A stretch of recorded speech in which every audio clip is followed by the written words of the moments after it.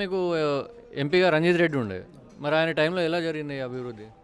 ఏం జరిగినాయి సార్, వాళ్ళు పోయి ఢిల్లీలో కూర్చుంటారు, ఏం చేయరు, ఏం అడగరు, ఎప్పుడు రారు. ఈ లోకల్ ఎమ్మెల్యే ఉన్నాడు కదా, చూసుకుంటాడు వాళ్ళే. మేము చేసేది ఏమన్నా అంటారు, ఢిల్లీలో పోయి ఏమైనా పని ఉంటే అక్కడ ఢిల్లీకి పోతారు, కూర్చుంటారు, ఏమైనా వాళ్ళకి పని వచ్చేది ఉంటే తెచ్చుకుంటారు, వాళ్ళదేమో చేసుకుంటారు, అయిపోయి. మరి వాళ్ళు ఢిల్లీలో ఉండేదానికి ఇక్కడ మన దగ్గర ఓట్లు అవసరం లేదు కదా మరి వాళ్ళకి. మరి పోవాలి, ఢిల్లీకి పోయి అడగాలి. ఇప్పుడు ప్రజల దగ్గరికి ఎందుకు రావాలి, ఢిల్లీకి పోయి ప్రజా సేవ చేయనికే ఉన్నప్పుడు ఎమ్మెల్యే సాబు 5 సంవత్సరాలు ఉంటాడు, అతను 5 సంవత్సరాలు ఉంటాడు.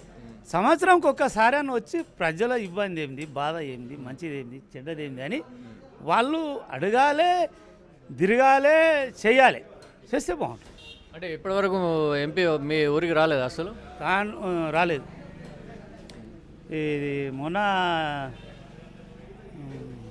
ఎమ్మెల్యేల ఎలక్షన్ అప్పుడు మహేందర్ రెడ్డి, రోహిత్ రెడ్డి, రంజిత్ రెడ్డి ముగ్గురు కలిసి వచ్చిండ్రు తాండూరుకి. అంటే ఓన్లీ ఎలక్షన్ టైంలో అండి? ఎలక్షన్ టైంలో. అప్పుడే దాని కాంగ్రెస్కి ఏంటి ఓట్లు, దీనికి ఏంటి ఓట్లు, మాకేంటని వీళ్ళు ఉరుకులాడతారు, మాకేంటని వాళ్ళు ఉరుకులాడతారు. ఇక ఏదో పబ్లిక్ ఏమనుకున్నారో అది చేసిండ్రు.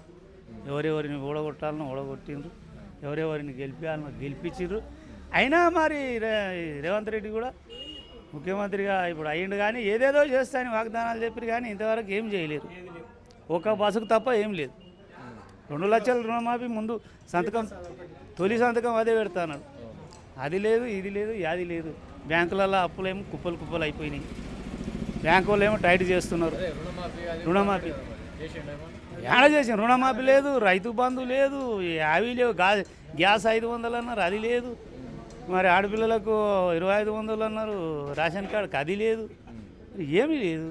అన్నీ జూటం మాట్లాడతారు, మాయా గారడి చేస్తారు. వాళ్ళు పదవిన కూర్చుంటారు, పబ్లిక్ని అక్కడ ఎక్కడో దొక్కేస్తారు. మరి ఇప్పుడు అంటే ఎలక్షన్లే కదా, ఇప్పుడు వాళ్ళు కనబడేది ఇప్పుడు ఎలక్షన్. మరి ఇప్పుడు మళ్ళీ ఎంపీ ఎలక్షన్స్ వస్తున్నాయి. మరి వచ్చినప్పుడు వాళ్ళని గట్టిగా అడుగుతారు లేదా? అడుగుతాం. ఎందుకు ఇంకా రాలేదు కదా, ఎవరు కూడా రాలేరు కదా. అదే వస్తారు. అడుగుతాం. ఎందుకు అడగము, నిలదీసి అడుగుతాం.